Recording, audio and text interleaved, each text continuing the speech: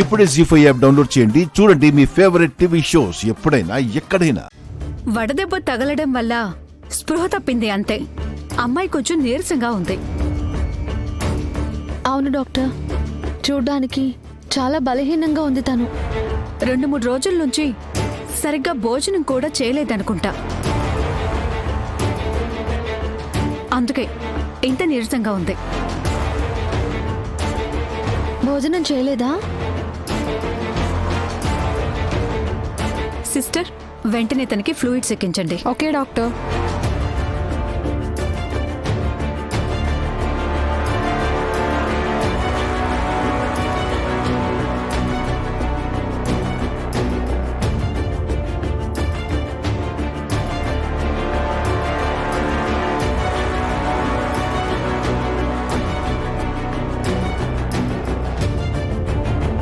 నువ్వెక్కడ ఉండేది? మీ వాళ్ళని ఎవరినైనా ఇలా హాస్పిటల్లో జాయిన్ అయ్యానని పిలువు. ఏంటమ్మా ఏం మాట్లాడవు? మీ వాళ్ళకి ఇన్ఫార్మ్ చెయ్యి. నాకెవరూ లేరక్క.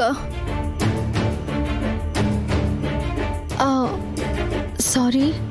పర్లేదు. నువ్వు భోజనం లేకుండా ఇలా బలహీనంగా ఎందుకున్నావు? ఏమైంది? నేనిలా ఉండడానికి కారణం నా భర్త. నీ భర్త? అవునక్క, నా భర్త నన్ను మోసం చేసి పెళ్లి చేసుకున్నాడు. కొన్ని రోజులు నాతో సంసారం చేసి ఆ తరువాత నన్ను వేరే వాళ్ళకి అమ్మేశాడు. అమ్మేశాడా? అమ్మేయడానికి నువ్వేమైనా సంతలో దొరికే గొర్రెవా? అలాంటి వాడిని ఎలా నమ్మావు? గొర్రెనైనా కసాయివాడు ఒక్క వేటుతో నరుకుతాడు. కానీ నన్ను కొన్నవాడు ప్రతిరోజు నరకం చూపించేవాడు. వాడి పైశాచికత్వాన్ని, హింసని భరించలేక వాడి నుంచి తప్పించుకొని పారిపోయొచ్చాను. అదృష్టం కొద్దీ నన్ను నువ్వు సేవ్ చేసావక్క. నిన్ను మోసం చేసిన దుర్మార్గుడు ఎవడు? వాడి గురించి ఏమైనా తెలుసా?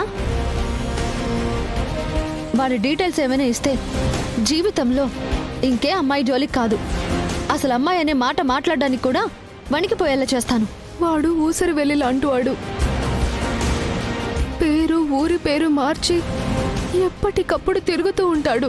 ఆ నీచుడికి సంబంధించి చిన్న ఆధారం కూడా లేదా? అక్క, ఒక ఆధారం ఉందక్క. అతనితో దిగిన ఫోటోలున్నాయి.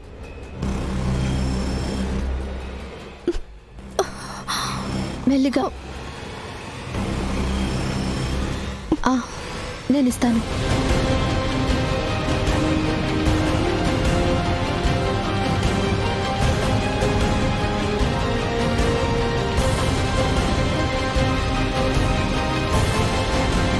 వీడే అక్క.